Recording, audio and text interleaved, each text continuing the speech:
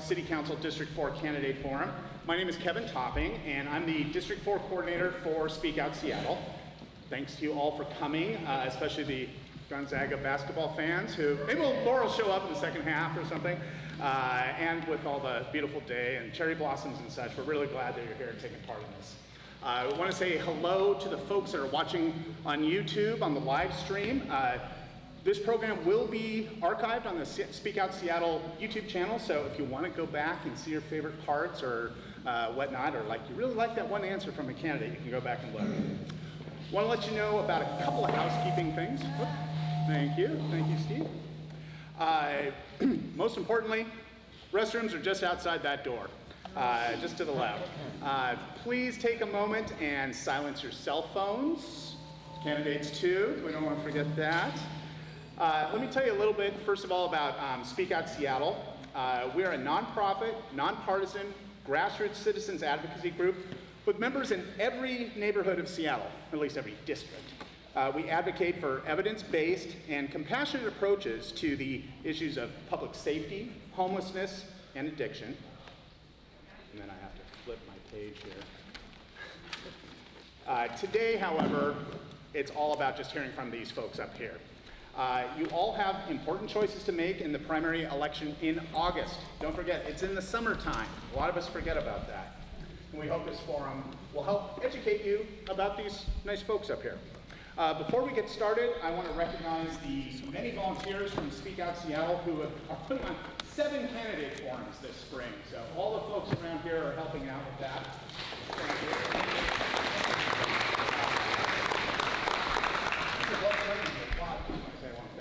I also want to mention that the Seattle Ethics and Elections Commission is here with folks that can answer all your questions about the Democracy Voucher Program, including what to do if you threw them away. A lot of people accidentally did that when they came in February, and they just went right in the garbage. We have also hired a couple of workers from the Millionaire Club charity to help us with setup. Where's Veronica and Bryant? Oh, there they are in the back. The Millionaire Club connects people with dignified jobs and supportive services by providing job training, meals, vision services, career coaching, and more. I encourage all of you to speak to Brian and Veronica about their experience with this really amazing organization, and thank you for being here. Lastly, let me introduce you to today's forum moderator, who is stepping up on short notice after our planned moderator had a family issue come up. So candidates, please be nice to him. Al Duffy, stand up, Al, and his wife Sarah have lived here in the Bryant neighborhood for the last 6 years. They have 4 children, Grace, who's a freshman at the UW, give a shout out there. Lauren and Quinn, both of whom attend Assumption St. Bridget, which is right up the hill. And their son Connor is a 2nd grader at Hamlin Robinson. They can also often be found out on the playground out here. Al and his wife are the co-publishers of Northeast Seattle Living magazine, which is delivered to the residents of View Ridge, Hawthorne Hills, Sandpoint, and Inverness every month. He's originally from Missouri. Al is a graduate of the University of Missouri in Columbia with a degree in political science and government. So maybe he should be at the table up here instead of moderating. But please welcome Al Duffy.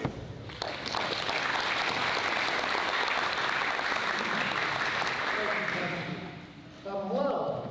I have just a couple of things to say, and then we'll get right into the candidate questions. First, we have a few ground rules for this event, both for the candidates and for you, the audience.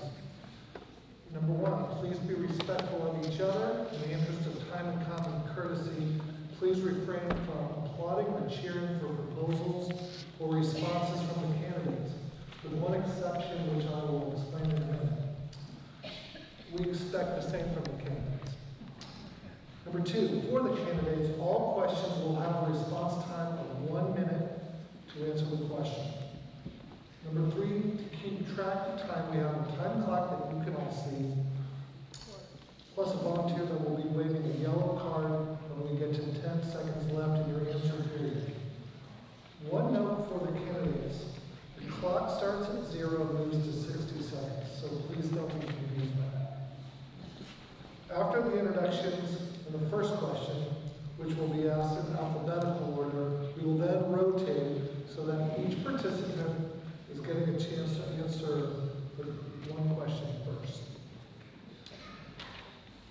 As for the questions, we have an introductory question to start the candidates, and then two that pertain to the core issues of Speak Out Seattle. The rest have been submitted by you, the audience, via index cards that you have filled out and put in that basket. Again, in the interest of time, not every question will be able to be answered, and I may rephrase the question slightly to allow for clarity. Speaking of that, I'm not here to follow up with the candidates' answers. However, I may ask a follow-up question just for clarity purposes. I'm going to introduce each candidate just by name, and then we'll go into the first question. Audience, please welcome each candidate with applause after I read their names. After that, we would ask that you refrain from applause or cheers to allow candidates time to answer their question. Let's get started with our candidates so you know who they are.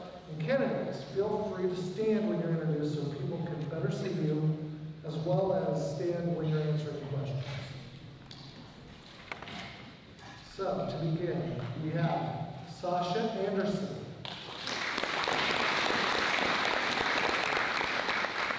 Ethan Hunter. Joshua Newman. Abel Pecheco. Alex Pedersen. Heidi Stuber. And Cathy Tuttle. Okay, on to the first question. This is the easy one. I just want you to tell the audience a little bit about yourself and why you're running. Again, 1 minute to respond, and then we will start with Sasha Anderson. Hi everyone. A little bit about who I am. I grew up on a rural farm in Oregon, and I took the opportunity to get out of there to move to a city I had heard wonderful things about, to attend Seattle University. From there, I worked in public service. I volunteered for 2 years with the Peace Corps. I have worked in education and public schools and worked in various local nonprofits. As I was working with nonprofits, I looked at what I wanted to do and what I wanted to accomplish, and I knew that would mean I needed to go back to graduate school. So I pursued a double master's degree in sustainable international development and coexistence and conflict from Brandeis University. And from there, I wanted to come back and really launch into more public service. That meant taking on a position with Big Brothers Big Sisters, where I work with high school youth who are at risk of not graduating, and that's what brings me here today.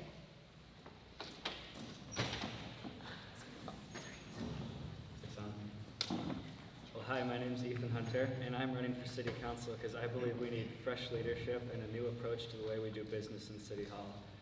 I think we can all agree that the current council has proven that they're incapable of providing meaningful solutions to the most pressing issues that our city faces. Things like the inequalities that we have in our neighborhoods and schools, the crisis of homelessness and climate change, and public safety. These issues and more are things that I'm going to be talking about today. We need meaningful solutions, and we can't just brush over some of these issues with talking points and toothless policy. We need new leadership and a fresh approach. I'm running for office to give the people of District 4 that voice. Thank you.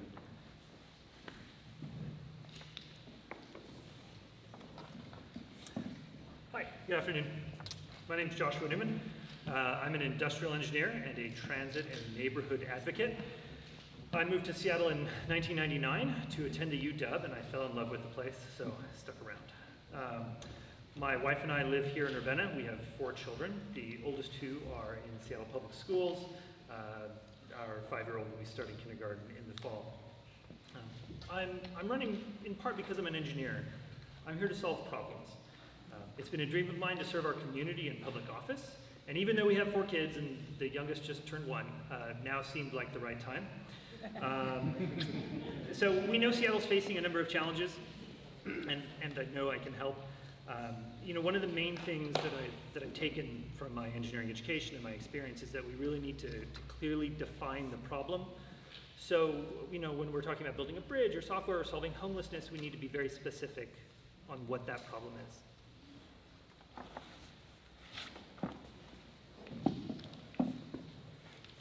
Hi everyone. Hi everyone. My name is Abel Pecheco. I'm a candidate for the District 4 City Council race, and I'm running because I believe that the City Council needs new energy and a fresh perspective to address the most pressing issues that we're facing: homelessness, housing affordability, and transportation. My story is possible and has been possible because of this district. I initially moved to this district to live in Wedgwood in an ADU, to attend graduate school at the University of Washington's Evans School of Public Affairs. I then began my career at the Seattle Police Foundation and moved over to Wallingford, and then moved over to Ravenna to be a little closer to work as I work at the University of Washington. For the last decade, I've walked, biked this district almost every day. And so I'm hoping to be able to provide the leadership, the inclusive leadership, and diverse perspectives that this district has, and bring new energy to the City Council. Thank you.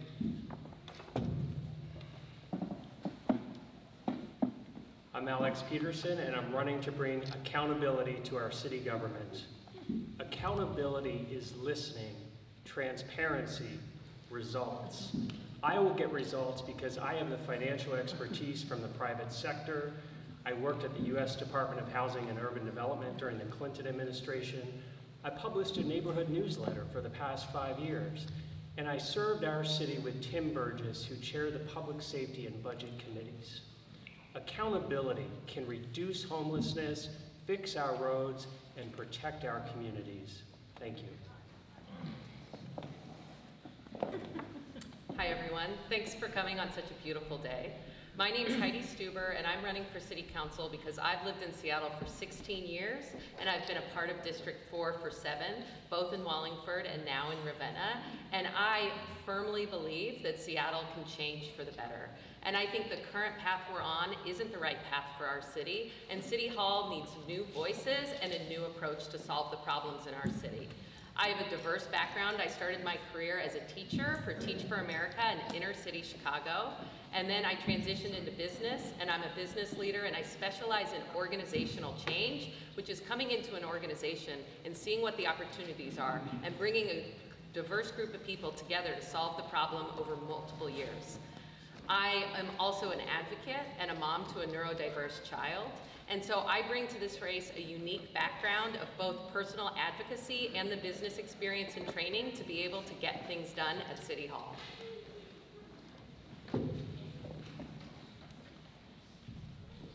Hi, I'm Cathy Tuttle. I'm running for City Council, and I've lived in Wallingford for the last 34 years.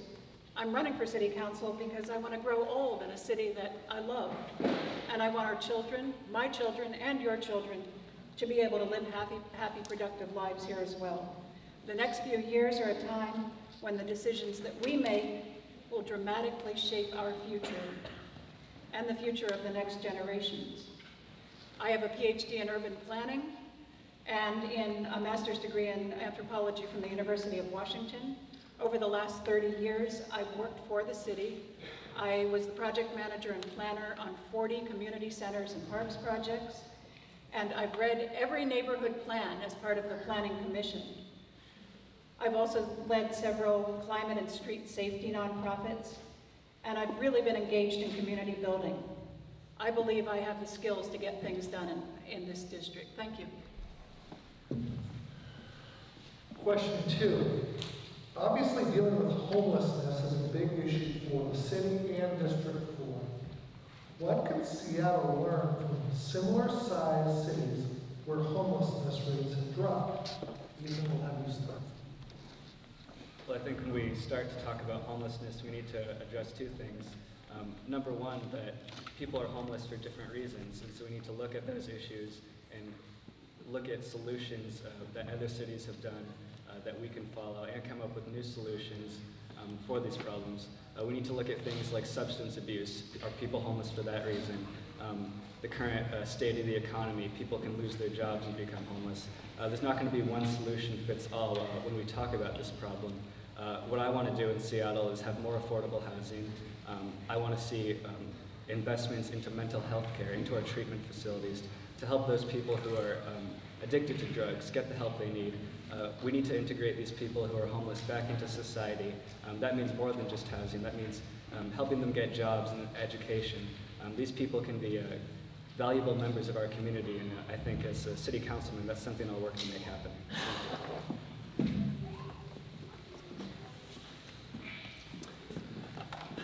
The first piece that we need to acknowledge is that the tides that we're swimming against.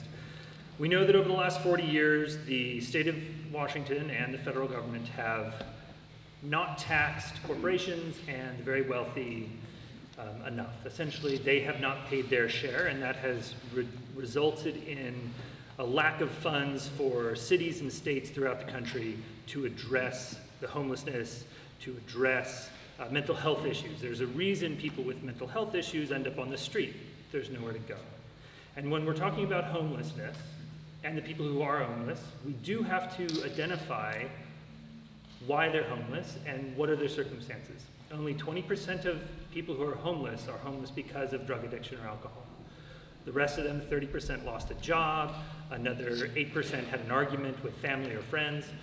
It adds up, and we need to address those with a variety of solutions.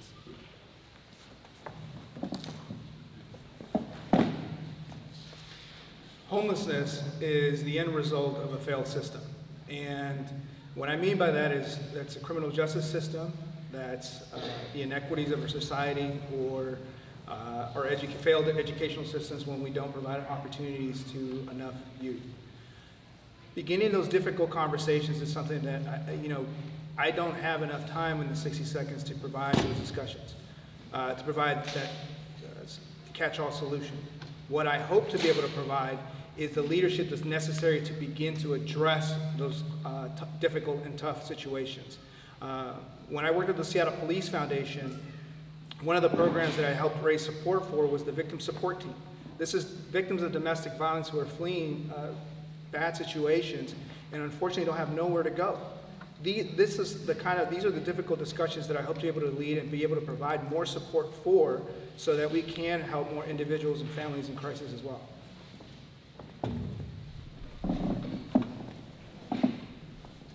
The rise in homelessness in Seattle is another example of a lack of accountability at City Hall. You've seen the spending on homelessness go up, but you haven't seen homelessness go down.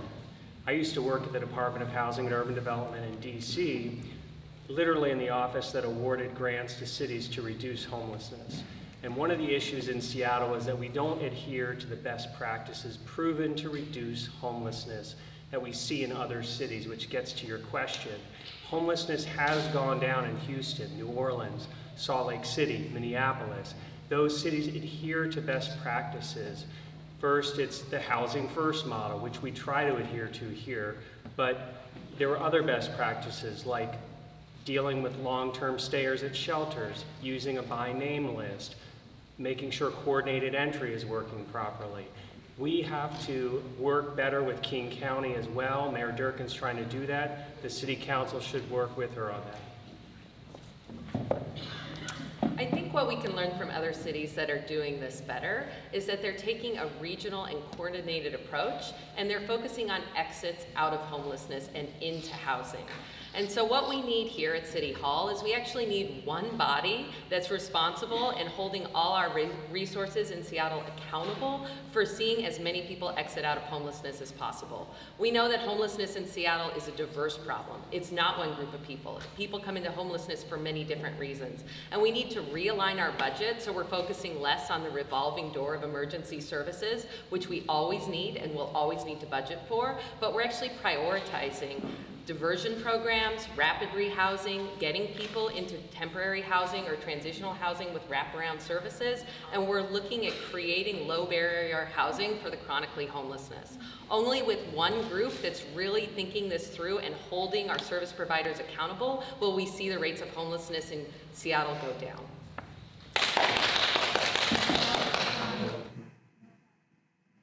I assume that applause was for me. Thank you. So you out in the audience, I really appreciate you're here. You're really people that care about our homeless situation. I know you know that there are no easy solutions and that we're all looking for good solutions. I, in the last month, have been really doing my research as well. I've gone to the police, I've gone to first responders, I've gone to Seattle Times reporters who are looking into the homeless situation, and I've read reports from New York, from Atlanta, from New Orleans. There aren't many comparable cities to Seattle that are really solving homelessness because it's a complex problem. The place that I would actually look for some really good lessons is Tacoma. They have a set of 4 strategic priorities that involve children, youth, mental health services, and actually increasing the ability of adults to get jobs. So I'd like to talk to you more about it. Thanks.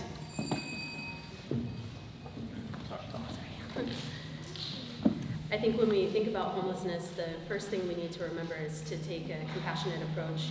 And when we're looking at what other cities have done, echoing Heidi's words, looking at getting folks into long-term housing and out of short-term emergency situations, I think the homelessness, people aren't a monolithic group. You have youth who are homeless, families, couples. There are people who are facing homelessness and are one paycheck away from having to deal with it. And I think one of the things that we can learn is how to keep people in their houses who are at risk of being displaced currently. Here I'm thinking a lot of seniors who are aging in their home. I've talked with a lot of constituents and community members who are worried about the rising cost of property taxes and utilities, and they're afraid that they may not be able to stay and spend their golden years in Seattle. So I think those are a couple of critical ways that we can deal with it and learn from other cities. Thank you. Question 3. What changes, if any, would you recommend for Seattle's approach to crime and public safety? And Josh, let's start with you. Certainly one of the challenges that Seattle has been facing are dealing with individuals who are repeat offenders. We've seen some of the news reports, we've read some of the statistics. There are people out there who have 30, 40 or more infractions, arrests. The majority of people who are homeless, that's not the majority of people who are homeless. That's a very small percentage. Those individuals, they've essentially committed to a pattern of taking advantage of the rest of society. And so when we're dealing with those individuals, those outliers, those are the people who probably need to be locked up. They still need support, they still need drug abuse, counseling and therapy, but they probably need to be off of our streets. The rest of the homeless population, there's long-term solutions, and let's just remember that if someone's in jail, that's public housing, just a very expensive public housing.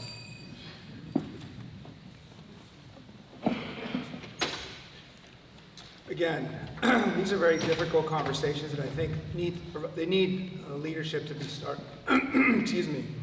They need leadership. Changes to our criminal justice system require us to acknowledge both the pain that communities have felt, but also say, okay, what are we doing in terms of disservice to the individuals who are in crisis? The BIA has released a report a few weeks ago, the 100 most prolific offenders. In the report, one of the challenges that's outlined is releasing individuals in the middle of the night. Now, not only is that a disservice to the individual that is being released, it's also a disservice to the community at large. Because if someone doesn't have a place to go in the middle of the night, we should not be releasing someone to, in essence, set them up for potentially to fail once again. In addition to that, the community is disserviced by whatever actions he or she may then do to find housing or to survive for the night. Thank you.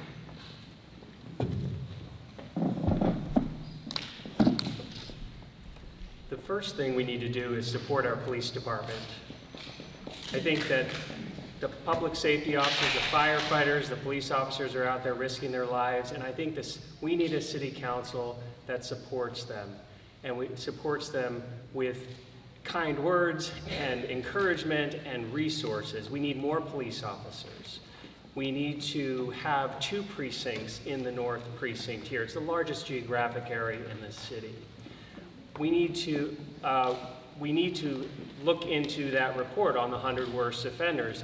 This week I called on the City Council to hold public hearings on that report. It has been a month since that report was released and there's been no action from the City Council. We need to see action from them. We also need to focus on crime prevention. By giving our police officers the moral support they need, we will retain them and they will feel more empowered to prevent crime. Thank you.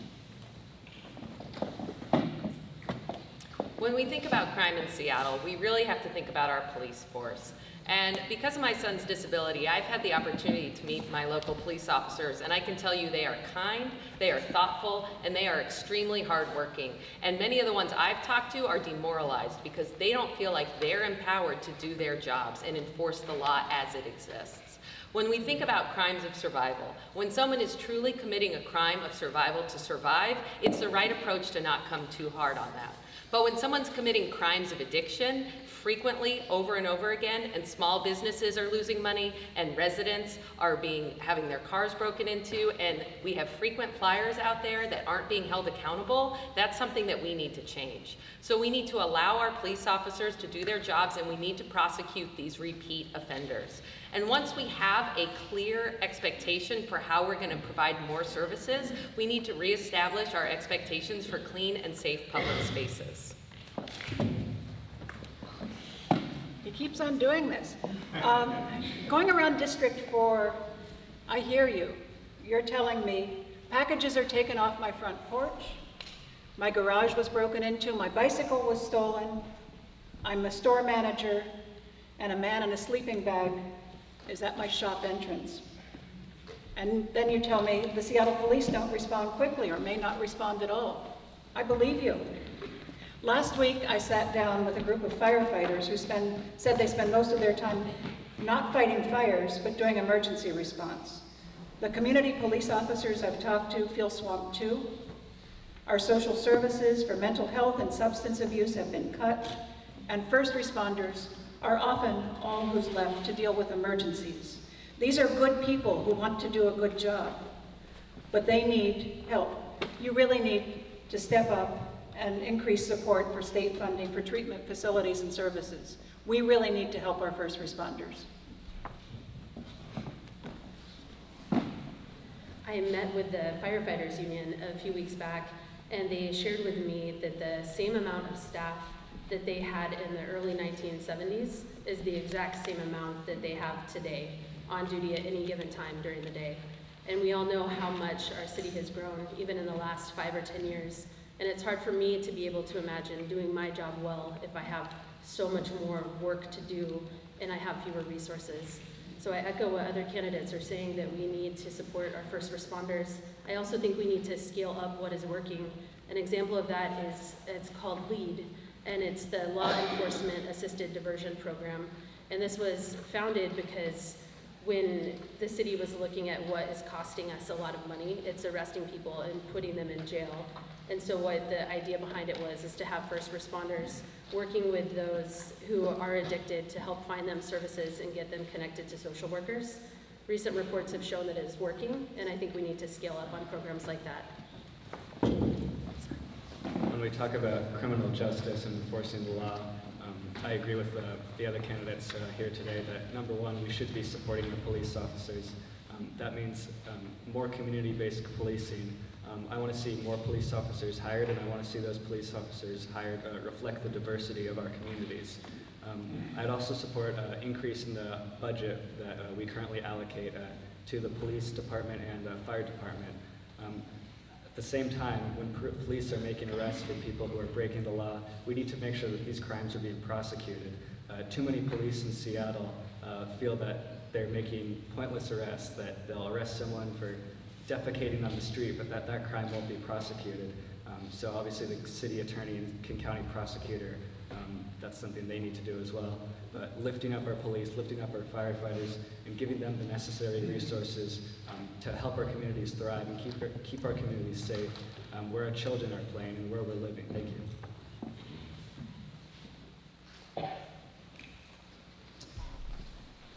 In light of the recent growth of the city, what will you, as a candidate, do to keep Seattle livable and affordable?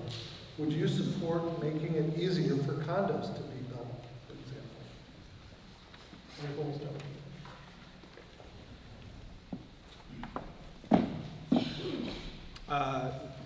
To answer the question directly about would I support efforts to make condos easier to build, yes.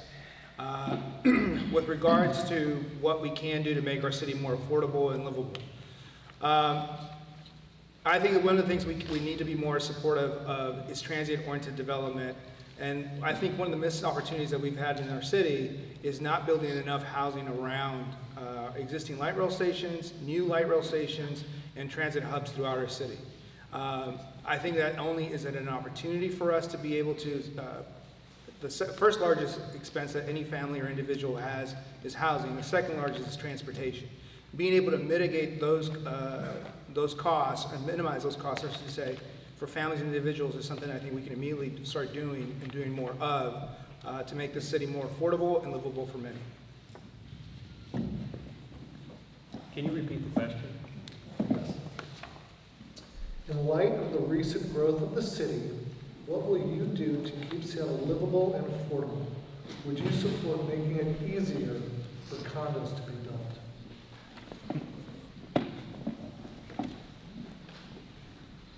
Yes. Just take a step back. As you know, there have been a lot of efforts by our city council to upzone the city. And I just want to take a moment to say that, that process lacked accountability, it lacked transparency, it lacked engagement with the community. And I feel that there's a lot of wisdom in the neighborhoods in terms of how they want to see the growth occur, and that city council should really do that in the future to take citizen input and really listen to it in an authentic way. So, and that's where you're going to get the livability. On affordability, yes, we need more condominiums.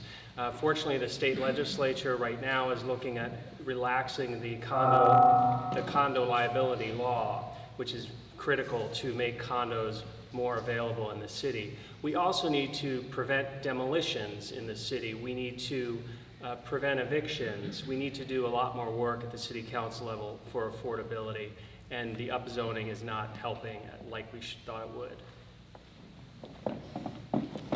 Look, we're all really lucky that we live in such a beautiful city, and it is growing and it's going to continue to grow, and that's a reality. I'm a single mom and a proud member of the Seattle middle class, and I know firsthand what it's like to have to budget for my mortgage payment every single month. So we have to think about how we can increase density in our city in a really thoughtful manner. A top-down, one-size-fits-all approach to zoning is not the right approach. We need to be thinking about this community by community and sometimes even block by block. But yes, we do have to create more housing so that we can address affordability for everybody. We also need to think about affordability in other ways, like the cost of transit. I'd love to see low-cost transit passes increase to the middle class. We know it takes $75,000 for a family just to survive in this city. So a lot of the services that are available for low-income individuals need to be expanded, because anyone with a family making less than 6 figures is still just getting by in Seattle. So we need to look both at density and at other solutions for affordability. MHA and HALA, they're the most common questions I get when I knock on your doors. I've been knocking on, I'm going to knock on 8,000 of them. I've knocked on 800 of them. You're all knocking on doors too.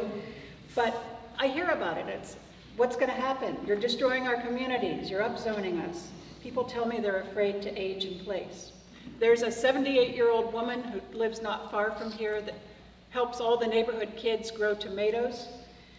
And she's worried that she's going to be displaced by people in condos. Yes, of course we need condos. I mean, Seattle is experiencing a huge growth that it must absorb very responsibly. We need affordable places of all sorts for all of our neighbors, for our teachers, our small business owners, our kids just starting out. We need to keep housing affordable for people who want to grow old in Seattle too.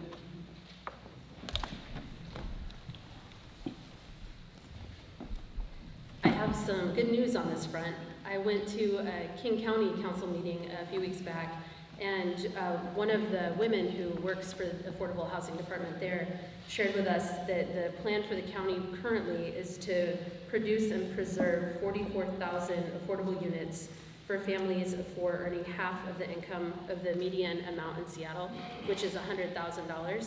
So for families of four earning $50,000, the county is very focused on producing affordable housing units. It's something that we're all very aware of. To backtrack, yes to condos, to townhouses, row houses. We have such an incredible demand and not enough supply. We need to do what we can to focus on that. And one thing I learned in the Neighborhoods for All report that was just released is up until the late 50s when downzoning was made mandatory, our most walkable, livable neighborhoods, for example, Queen Anne, Wallingford, were a great example of mixed use. And I think we need to go back to what was already working. So to answer your question, do I support more condos being built in the city? Yes, I do. But at the same time, some of those condos need to be affordable for people to live. We're already seeing more construction in the city.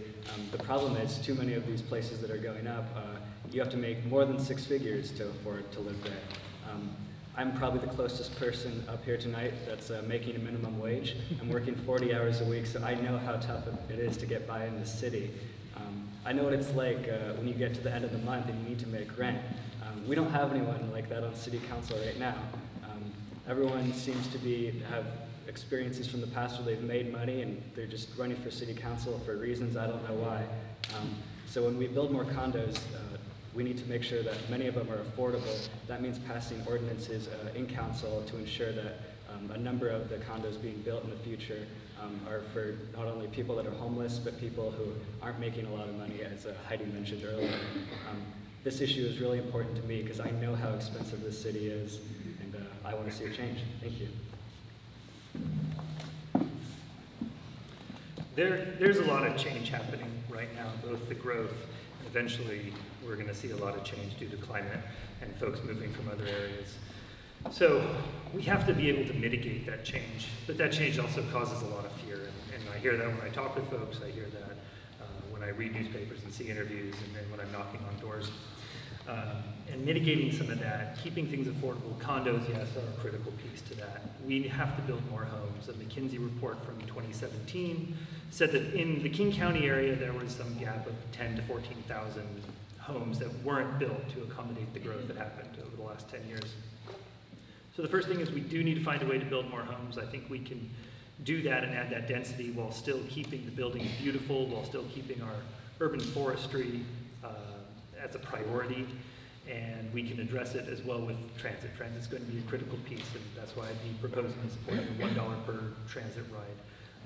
But dealing with the change that's coming, we have to do that, yeah.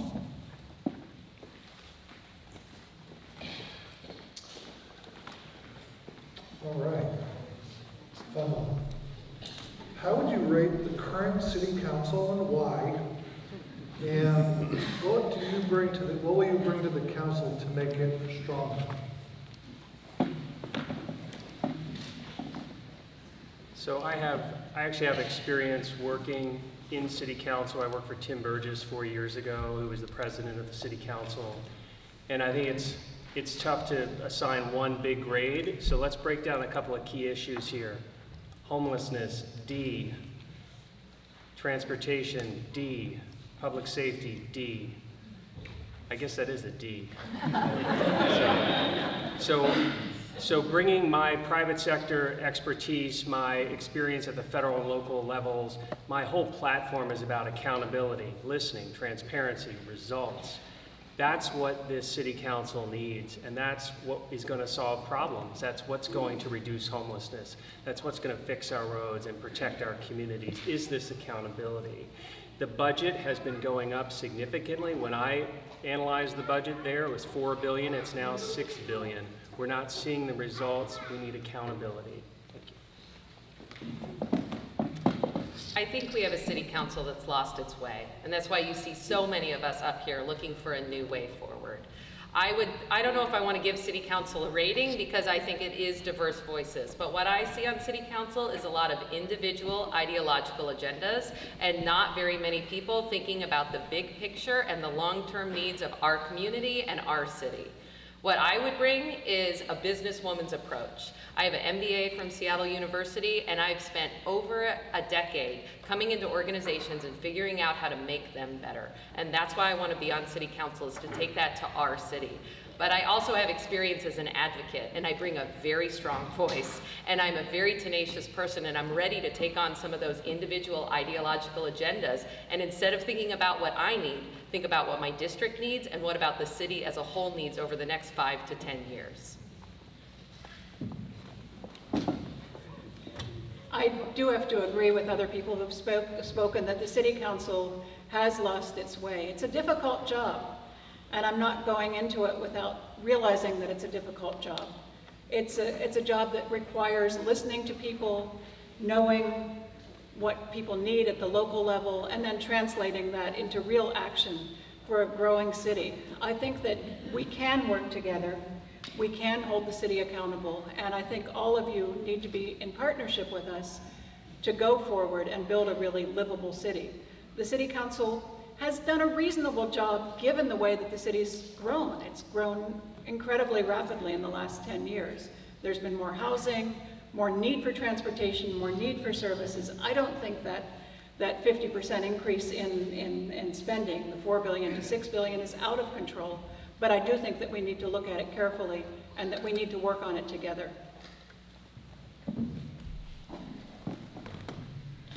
I think much like how our city is experiencing growing pains, our city council is too. And there's a lot of room for improvement. If I were to be elected, one thing that I would bring and really focus on is working with it from a sustainable development approach, which really means taking the time to strategically examine where we're at and where we need to go, and also work with constituents. There's so much knowledge and expertise in this room in all of our districts that we really need to take the time, especially council members, to hear from our people what it is they think we can do to make it better. That also means, in addition to strategic planning, to monitoring and evaluating what we're doing along the way and course correcting as needed to make sure that we're doing an efficient job. There's so much work to do, and I think with a strategic plan and following up on that, we would help get back on the right course. So I think we can all agree here that in many ways our current city council is dysfunctional in what they've, not only what they've done, but what they haven't done. We've heard a lot tonight about candidates saying that they have a business background or they've worked in government previously. We've had businessmen and women who have been on the council. We've had attorneys. We've had previous government officials on the council and in politics. And what have we gotten? You tell me, because I don't see much that's been done that we're too happy with. I'm offering a new leadership, a fresh approach to the way we do things. There are not many people who, in government, who have come out of working a $16 an hour job at 40 hours a week. We need new leaders on the council, and I'm talking about things like accountability, which Mr. Pedersen has mentioned 4 times in 5 questions today. That's great. He hasn't given one detail on what he would do going forward if elected to council. So it's great that we're using words like accountability to say what we would do, but we need real proposals going forward. I'd give the current city council a C. We're sitting in a city facility right now. It's gorgeous, it's open on a Saturday. The park outside is relatively safe and quiet. On balance, the city is doing an all right job. We're growing, but they're still missing the mark in a lot of key areas. And my particular branch of engineering, I do process and systems design. And I work for Boeing, nothing to do with the 737. Don't mean to joke, I'm just saying. It's big. And because it's big, I work with a lot of people who are in different organizations, who have been in their careers for a long time, and they're very fearful of change as well. And I've worked with them to address complex technical challenges, but more importantly, complex organizational challenges, both to measure the performance of an organization and find ways of how to improve. And it's not just that this current city council, the problems we're dealing with. It's the council and the council members from 5 to 8 years ago that have got us where we're at. Thank you. I don't want to grade the council because I acknowledge that it's a difficult job, and any one of us, all of us that are running for office, it's difficult on each of us. But having said that, I have a graduate degree in good governance. And one of the things that you learn at the Evans School here in D4 is to listen. And this is where I think that there's an opportunity for us to provide real leadership and do a better job of engagement with our constituents in this district. When I worked at the Seattle Police Foundation, I worked during perhaps one of the most contentious times in the Seattle Police Department's history, when the Department of Justice came in under a consent decree and saw 4 police chiefs. And one of the things that we were able to do at the Police Foundation was actually double in capacity to raise more support for a lot of the public safety projects that so many of us benefit from in our communities. And so one of the skill sets that I feel like I contribute is my ability to listen. Thank you.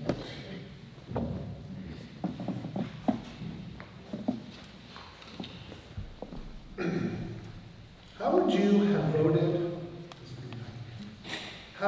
have voted on HALA-MHA? And how do you plan on voting the upcoming new ADU legislation if elected? I think the HALA legislation is complicated. I think they spent a lot of time looking at it. I don't think I could say I would vote no, because I do think there's a requirement to increase density in our city as we grow. We do need more housing. That being said, I think that it's not a perfect piece of legislation, and in the sense that it didn't quite listen to the community enough about what they needed. And I also don't like that it allows developers to opt out of being part of the solution for affordable housing. Unfortunately, I think sometimes as a council member you have to make tough decisions and you have to look at compromises. And I don't know that I would have said we needed to kick HALA back down and start over. I think for any future upzoning, I would like to see more of a community engagement and looking at it from a more well-rounded point of view and really thinking thoughtfully about what we need to do with it going forward. It's difficult to write a piece of legislation that meets the needs of everyone, but one size fits all can't be our permanent solution for raising the density of the city. We do need affordable places for all sorts of people, for all of our neighbors, for our teachers and our kids, and we can't put a wall around the city. There are pieces of the HALA legislation that I absolutely do support. There's something called a parking benefit zone that I'm really excited about. You should read about it. I don't have time to talk about it right now.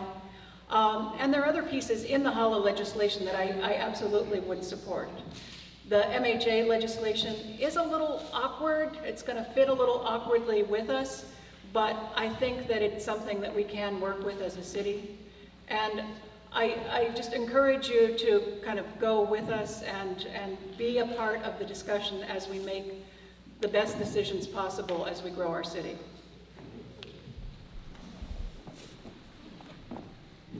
If I was currently on the council regarding HALA and MHA legislation, I would have voted for it. When we think about it, that impacted 5% of our single-family residential zones. It's such a small portion. Cities like Minneapolis I wouldn't go as far as they did. They expanded it to eliminate all single-family housing citywide, which seems very drastic. However, when we look at 5%, and going back to what I was saying earlier, we have such an incredible demand for housing, and we have such limited supply, and so we're seeing it be so expensive. I hope to one day be able to buy a house. I'm able to afford the place where I rent right now because I have a wonderful landlord who makes it affordable for us on a nonprofit salary. And I think with MHA passing and trying to upzone more places, it's something, it can be a growing pain, but it's something that we do need. So I would have voted yes on the HALA MHA legislation that the City Council currently just passed. At the same time, it was mentioned earlier about how developers can get out of building affordable housing. So I would have done two things.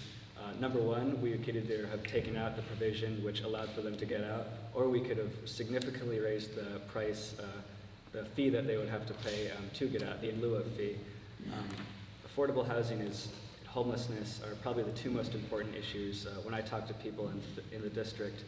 And going forward, as the council looks at new legislation and new things that we can do in regards to affordable housing, obviously we need to upzone communities as we're one of the fastest growing cities in the country, so we need to upzone, but at the same time we need to be listening to every person in every neighborhood, every small business owner, to see what's on their mind and what effect upzoning would have in their neighborhood, making sure we're protecting our small businesses, protecting these areas where people shop and grow our economy, help our economy thrive. Thank you. I think we can agree that the process was a mess. And it was incredibly frustrating, no matter which side you're on or which perspective you hold. It just didn't work, right? We got stuck in the Seattle process. And this is despite the fact that the city did over 100 events of outreach and listening. They tried, and yet they still missed it. So moving forward, right, the process needs to be both clear, it needs to be more communication, and we have to build more homes. That's really what it comes down to. When it comes to affordability, there are just so many people that want to live in Seattle because, for all the reasons we love it here, but there are so many people that want to live in Seattle, and there are so many people that are going to continue to move to Seattle and King County. If we don't make this space here, then we will lose our forests further out in King County and in the woods. We need some simpler solutions, simpler rules, but we have to build more homes. And when it comes down to it, yes, I would have voted yes on the legislation. So just to build on Joshua's point real quickly, HALA had 70 or so recommendations, and by and large, most of us would have supported the majority of those recommendations. Now, was the process in itself and the engagement of your council, the council, could have been better? Yes. But I would have voted in support of it, and specifically MHA. Now, the second follow-up question to that was regards to the ADUs, and I've lived in 2 ADUs, one in Wedgwood and one in Wallingford. I'm supportive of the expansion of ADUs, in part because I think the incentive for a homeowner is very different than the incentive for a developer or for a management company of a building, which is, when I lived with Nancy, Nancy would say, hey, Abel, I'm going out of town. Can you make sure that you can look after the house? And I would say yes. And so for us, it was a win-win situation, and it's a win-win situation I'd like to be able to expand for other people. So HALA, which stands for Housing Affordability and Livability Agenda, lacked affordability and livability. I think that the core component of it, the mandatory housing affordability, it was a one-size-fits-all, top-down, backroom deal from Ed Murray. And unfortunately, the council member in this district is the one who pushed it through. So it would have never gotten that far if I'd been on the city council, because I would have preferred a ground-up neighborhood planning approach like we had in the 90s with the neighborhood plans. I think that I would have amended it substantially to remove the Ave, to encourage more affordable housing built on site rather than paying in lieu and built 3 years later 3 miles away. So with the accessory dwelling units, I think that it does need to be loosened a little bit, the current law. However, we need to maintain the owner occupancy requirement. When I go door to door, that's a main issue that people raise. They want the owner to live there and not let it be another real estate speculation wave. Thank you. Cathy, what is your position on getting a new or additional North Precinct? What will you do to support or oppose it?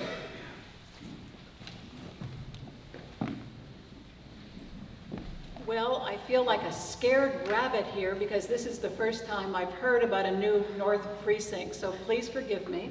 I think it might be a good idea, and I understand that there's a lot of policing needs in the area, but I'd need to research a whole lot more about it. I guess my feeling, kind of my gut feeling really fast is that we need a whole lot more social services so that our police can actually do their job. And it might be the best idea to put that money into, enhanced social services for people experiencing opioid and methamphetamine addiction, for people who are having addiction issues, for people who are experiencing homelessness. I mean, there are other ways that we can spend that money that would be things that the police are working on. And again, I really do want to talk to people before making any, taking any position on something. I don't know nothing about at this point.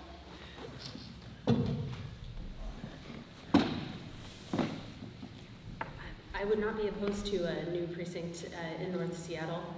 I think one thing I had learned a few days ago that Mayor Durkin was considering making cuts to the human services in our city. That concerns me. I wouldn't want any funds being more diverted away from our social services, from human services, in order to fund. I would need to look into this a little bit more. It's the first time I'm hearing about it. Definitely not opposed, but I would want to make sure that the funds were being spent wisely. I would support a new precinct in North Seattle, and I also want to see more police officers hired in our community, and I want those police officers to reflect the diversity of our communities. At the same time, as you indicated, we've had proposed budget cuts in certain areas. I think we need to be putting more money into things like mental health care, into treatment facilities, helping those who are addicted to opioids and drugs end their addictions. Things like that is something that we need to be doing in the council, and I think working with police officers and with firefighters is crucial going forward. So I would support the new police precinct. This comes back to how we define the problem that we're trying to face. Is the problem that we don't have enough police? Is the problem that we need to spend tens of millions of more dollars on a new building? I don't think that's the problem. The problem is that we have folks who are addicted to drugs out on the street and they're not getting the help that they need. Police aren't going to be able to do that. They're already working on that. And even if we arrest those individuals, if we have more cops, we'll need more jails. And the real question is, are those jails going to address the problems? Because that's still public housing. The government is still paying for a building, and they're still providing food, and they're still providing medical care. It's just very expensive public housing. So what solutions are more affordable, more equitable, and really are more aligned with American values, especially of liberty, where we're not locking up all of our citizens? And that's where it comes back to permanent supportive housing and getting people in need the treatment that they need for a long time.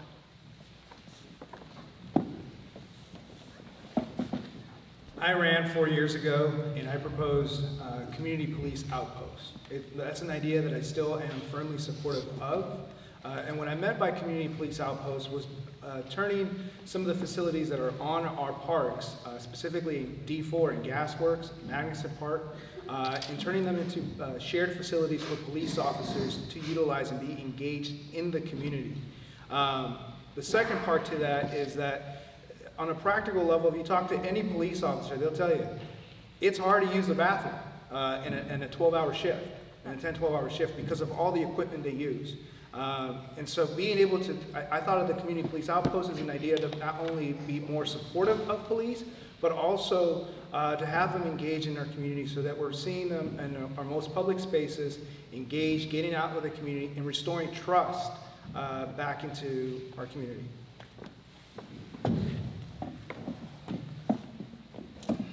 The North Precinct is the largest geographic precinct in the whole city out of the 5 precincts. We need 2 police stations in the North Precinct. I've been on several ride-alongs, and as you may know, the current precinct is near North Seattle College, and we were on a call to Ballard. I mean, it's impractical to have to speed all that distance to get to where you need to go. We need 2 precincts, and as you may know, you've been seeing the statistics about property crimes have been going up. You compare 2017 to 2018, burglaries are up 5%, motor vehicle thefts up 5%. That's 144 more burglaries and 60 more car thefts. And I think that if you have the 2 precincts, you're going to have better response times. And that's what we need so that we can prevent crime and not just speeding to try to catch something after it's happened. Thank you. Someone said, is the need that we need more police officers? Well, if anyone has ever had to call the police in the midst of a crisis, then you know the answer to that question is absolutely. Yes, we need more police officers in North Seattle. There's not a question about that. Our population has boomed. We need to see more police officers, we need to see more firefighters, we also need to see more nurses and counselors in our schools. We need more people serving our community as our population grows. Do we need to build a whole nother precinct? I actually don't know the exact answer to that question. If our precinct is at capacity with police officers, then yes, we probably do. Because I know that they're spread extremely thin and their response time is very, very long. And all our first responders right now are filling in the gaps in Washington State's mental health care, which is severely underfunded. So they are doing a lot of community-based policing. They're also doing a lot of outreach and they're doing a lot of social services. So we need more of them in the biggest part of our city. What is your stance on upzoning, and what do you think the effect that will have on low-income housing?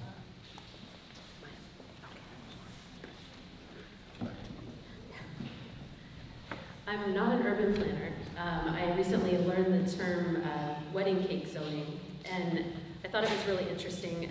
What that means is the closer you are to a transit center, the higher up the zoning should be. And that's something that makes a lot of sense to me. An example of that we're seeing in our district is with the new Roosevelt light rail station, there's going to be affordable housing units. I believe it's about 255, and a great portion of those are family units, and they'll be right there at the station. I think doing more wedding cake zoning is really important. Upzoning is something, again, I feel like I'm in an economics class, but going back just to simple supply and demand, we need more housing, and an efficient way to achieve that is upzoning closer to transit, still preserving our single-family neighborhoods to the extent that we can, but making more residential small lots that can accommodate townhouses in addition to single-family homes. I think all of the candidates here can agree, and I think all of you can agree, that as Seattle continues to be one of the fastest growing cities in the country, we need more housing, which means we're going to have to upzone neighborhoods. I'll go back to what I said earlier, that as we go forward with more upzoning, we need to be listening to the people in the communities, listening to small businesses. I agree with what you said about building more taller buildings next to transit. We haven't got to talk a lot about transit today, but I also want to make sure that every middle and low-income individual in our city has access to a free or reduced price Orca card to travel throughout our city. These are kind of some of the things that I want to do. So as we go forward with more upzoning, making sure that we have affordable housing, that is part of it, and making sure that developers can't get out of building affordable housing or raising the in lieu of fee. These are some of the things that I want to do going forward at the council.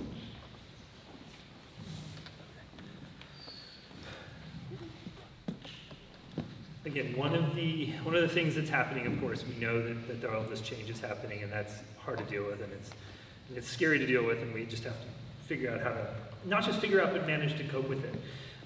Transit-oriented development is critical, both throughout the city, both along the light rail lines, but also enabling people to live with using their cars less frequently. And so making sure that along our arterials, along the transit lines, we have much denser zoning. Some of the neighborhood plans and the previous city councils, they're why we're in this affordability crisis now. They didn't work then, and they won't work now, and they won't work in the future. My vision is that we enact a form-based code so that we can clearly define what the buildings look like moving forward. We know that Seattle is gorgeous, and we need to be able to replicate what's great and save what's great, and move forward with that while we increase density. Thank you. Our light rail stations were multi-billion-dollar investments that we made as a community. In preservation and really in support of those multi-billion-dollar investments is why I'm so strongly supportive of transient-oriented development. Making it easier for people to get to those light rail stations is something that I'm very much supportive of. With regards to upzones, I think that's one of the missed opportunities, and it's part of the reason why we're in the crisis we're in today. If you ever catch the light rail from here to SeaTac, you know what I mean. You see areas where we did not put enough development, and I understand and hear the concerns of businesses and communities, but there are also ways for us to mitigate and be supportive of communities so that they're not displaced, or small business owners so that they don't lose their dream business that they own at present day. So, thank you. So my background is in affordable housing, both public sector and private sector. In the private sector, I financed the preservation of affordable housing across the country, 30,000 units, $2 billion, and have worked with a lot of developers before. And let me tell you, upzoning can be a threat to affordable housing. We need to preserve the naturally occurring affordable housing we have now. And when you upzone, the land values skyrocket. Then the assessed values go up. Those are property owners are feeling the pain. I talk to a lot of seniors when I go door to door. They're very concerned about their taxes going up. Small businesses who rent their space, they have a triple net lease. The property taxes are passed right through. So upzones have to be treated very carefully. It's playing with fire, and I think you need people on city council who know how the numbers work before they do some blanket approach with upzoning. As we grow as a city, density is a reality here. And so I do think we have to have some upzoning. I think we have to be really thoughtful about it, like I said before. I think we can listen more to our communities and think about it more block by block. And we do need to be mindful of where transits are, where schools are, where parks are. That's places where we naturally will see more density in our city. But I think rather than this one-size-fits-all approach, we can also be really creative about density. There's a lot of people in this city that would like to renovate and rent out their basement. And if you've ever tried to go through the codes for that, there's a lot of barriers for people adding thoughtful density in their own house. And so both with ADUs and with basements, I think we can look at some easy changes to the building code, make it easier for people to add affordable housing. I think density is a little bit, upzoning's playing with fire, especially when it comes to developers who can buy out of the solution and can build a huge condo development that does not include any affordable housing. So I would like to see us take a new approach to developers specifically.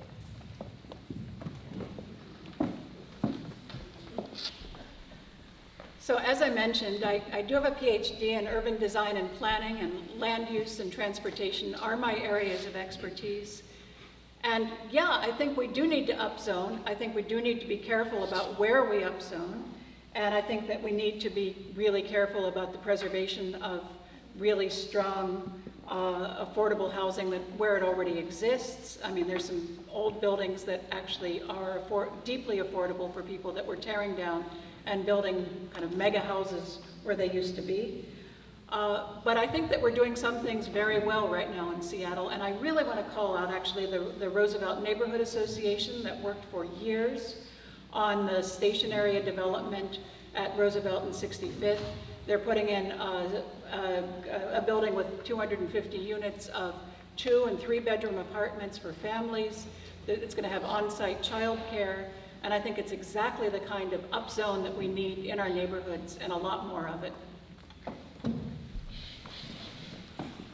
Ethan, what will you do to improve transit to and from the 4th District? So we have a couple of new projects where transit, we've mentioned earlier, will be coming to the district. I think transit is a key point of my campaign, and we've all been talking about it. But what we need to be doing is giving people access to things like Orca cards, making sure that people can easily afford transit. I think that's the first thing we need to be looking at. As we increase our transit, we also need to be making sure that cars are getting off the road. If we're increasing transit and no one's using it, or the people who are using it doesn't increase, I don't see how effective that would be. So what I want to see is more people using transit, and when we do that, that helps our environment. I think one of the #1 things we can do in Seattle is by getting people off of cars onto buses, onto light rail, using that as their main way of travel throughout our city and to and from District 4 will help our environment, and that's good for our environment, obviously, and good for our economy. One of my goals is to pass binding legislation that SDOT measures success correctly. And by correctly, I mean how many people are they moving and how much freight are they moving. Our transportation system in the city is not just public transit, which is critical.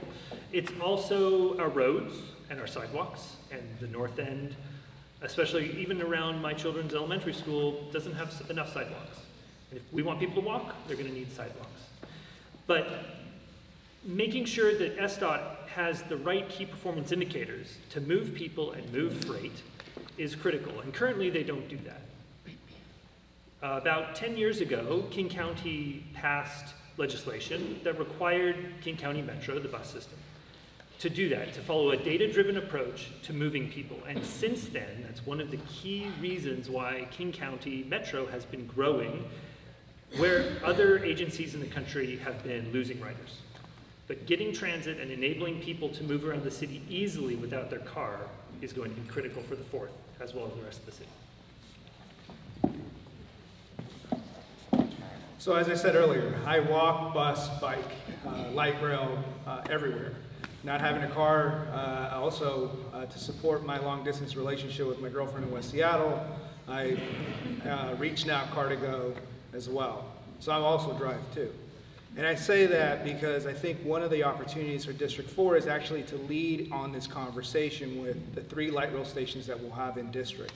Currently, TNCs, the transportation network companies, don't provide enough data, sufficient data to SDOT with regards to how to update where we make those investments next for our infrastructure. Modifying or asking TNCs and some of the line bike companies or any future scooter companies to give us that data, or to work with a third partner like the University of Washington to update our transportation investments and how we then make the next round of investments for our district and get more people out of cars to relieve some of the congestion that we face.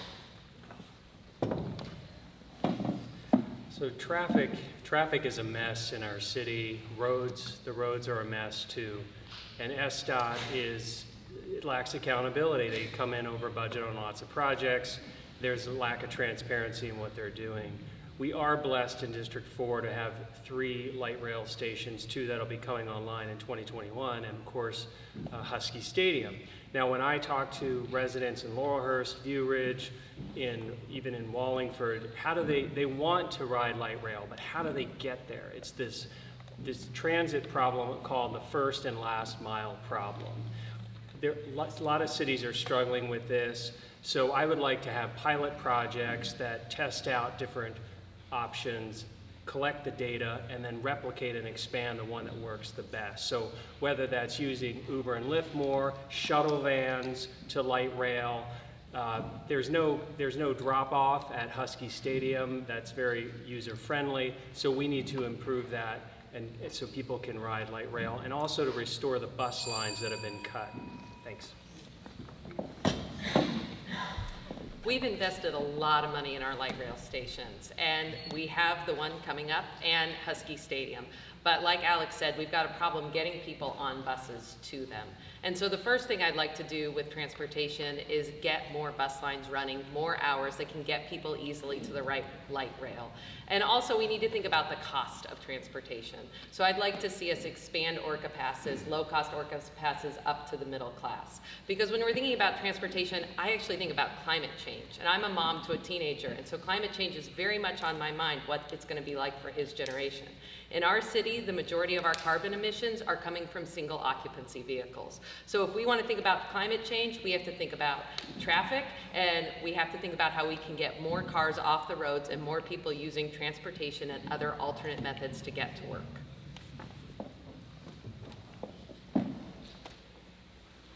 So the question was how to get in and out of District 4, but I'd also like to say we want to stay in District 4 and make sure we have really walkable neighborhoods, that it's easy for us to cross the street, that it's easy that people who are driving stop for people who are walking across the street, that it's possible to walk with your kids to school, that it's possible to bike to school.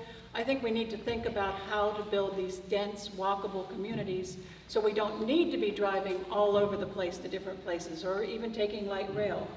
I think we also need to be really thoughtful about building a connected network of bike lanes that go between urban villages all over the city. I think right now we're kind of putting a little lane here and a little lane there, and we're not thinking very coherently about a network of bike lanes where people know where they are, where people can find them, and drivers, people who are still driving, don't kind of run into people who are biking.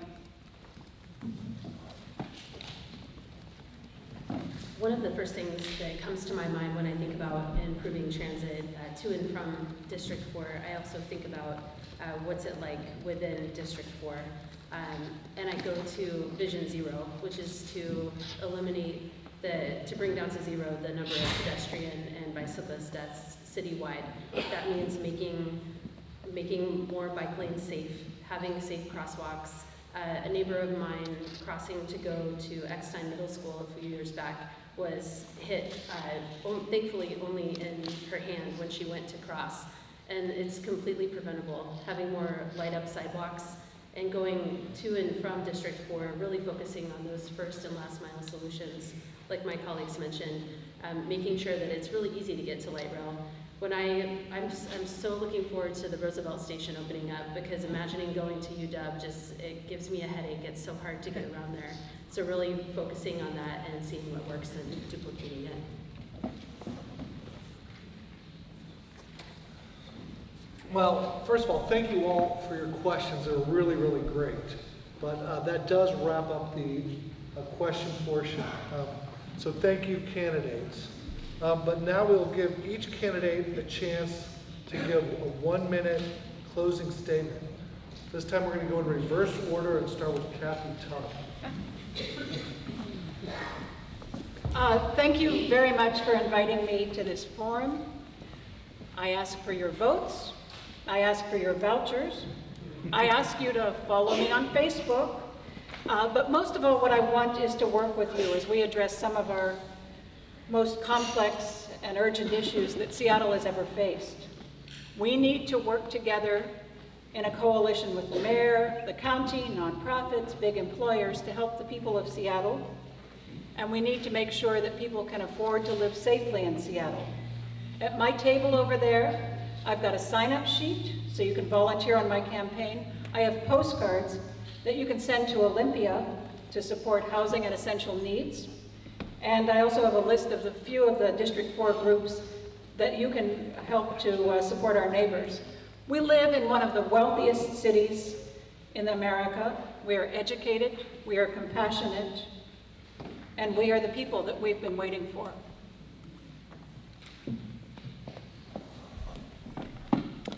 Thank you all for coming. I'm really excited to see our city change for the better. And I really believe we need time for a new approach at City Hall, and it's somebody like me. I'm the only mother of a school-aged child running in this district. I'm the only businesswoman running in this district, and I bring a really unique perspective, both with my history with social justice and advocacy, so I deeply understand the needs of people who struggle in our city, and because I have the business and experience and training to actually be effective when I get into City Hall. I'm a first-time candidate, and I'm really excited to be out here and get to know so many of my constituents, and I believe that I can be a really strong voice for you at City Hall because of my background doing that for my son, for students, and for my employees for many, many years. I also ask for your vote, but before you vote for me, I'd love to talk to you. So please go over and get a postcard. I'm going to be knocking on your door. I'd love to hear from you. You can follow me on Facebook, and I am sure we'll be in close communication between now and August. Thank you all for coming here today. I will be the council member who listens to you. I will be accountable to you, not to special interest groups. Because of my private sector background, my public sector experience with the city and the federal government, I will get results. I'm endorsed by Tim Burgess, Peter Steinbrook, Nick Licata, Eden Mack, and by neighborhood leaders like the head of the Wallingford Community Council. I'm endorsed by small businesses like Bryant Corner Cafe, Wedgewood Barbershop, and Hardwick's Hardware. I'm Alex Pedersen, and I'm asking for your vote and for your vouchers. Thank you. Hi, everyone. Again, thank you for being here tonight. Growing up, I grew up in a divorced home, and my mother used to always say, your father isn't the man that made you, it's the man that raised you. So for me, my stepdad is my dad, and I grew up in a Mexican and black household. My aunt who helped raise me married my Uncle Bobby, who's white. My older sister married an Italian guy. My other sister married a Puerto Rican guy, and my brother, his fiance, her family's from Bangladesh. And what I've learned from that experience is two things. One, we have really good food at the Super Bowl, so you're all welcome. Two is that, by and large, we all want the same thing. And that's how do we have a good life for ourselves and our families and make an even better life for the next generation in our community. When I look at the challenges that our city faces around homelessness, transportation, housing affordability, one of the biggest challenges that I feel like we've missed is that we're not listening to each other. And that's the kind of leadership that I hope to provide if elected and to represent you. My table's over there. I need your $10 to help me qualify for your vouchers so that I'm not, thank you. Hi, thank you again for coming out on this gorgeous day.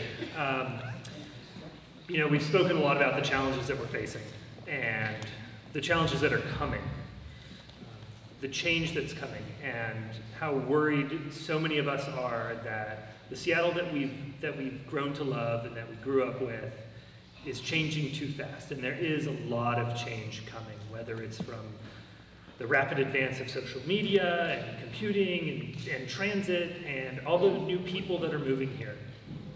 And even though a lot of us are nervous, and I'm very worried about my 4 kids and whether they'll be able to grow up here and whether they should have children here and live in Seattle, we need to act.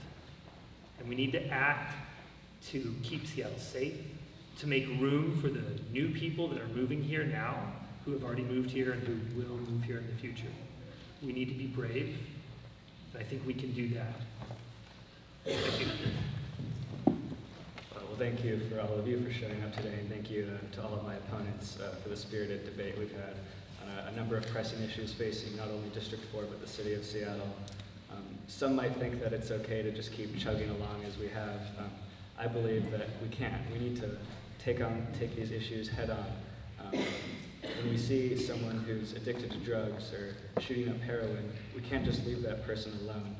We need to be putting money into mental health care treatment facilities, helping these people get integrated back into society.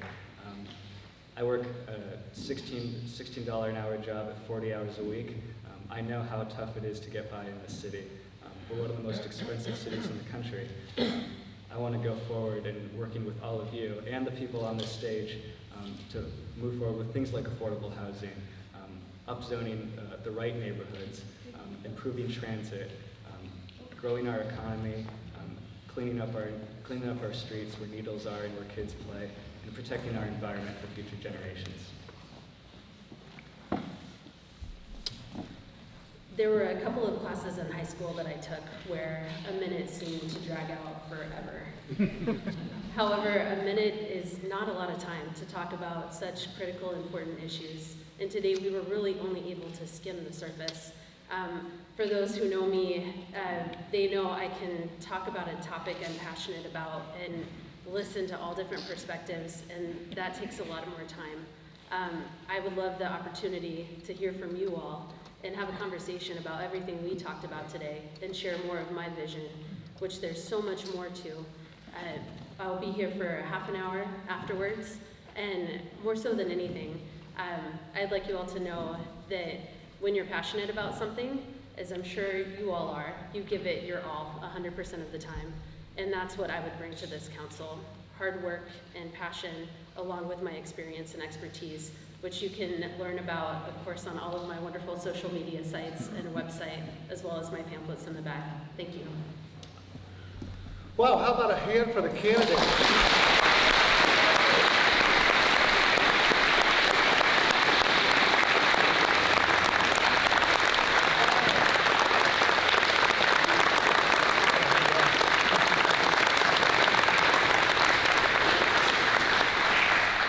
That does conclude our District 4 forum.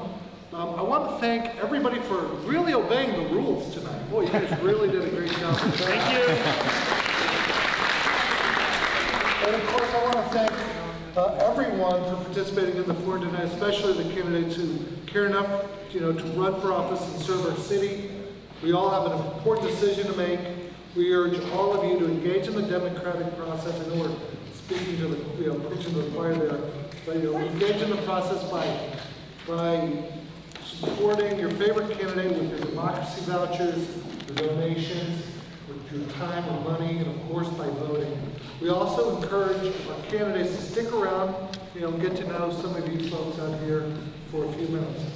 Thank you to the volunteers from Speak Out Seattle for putting in the time to produce this forum.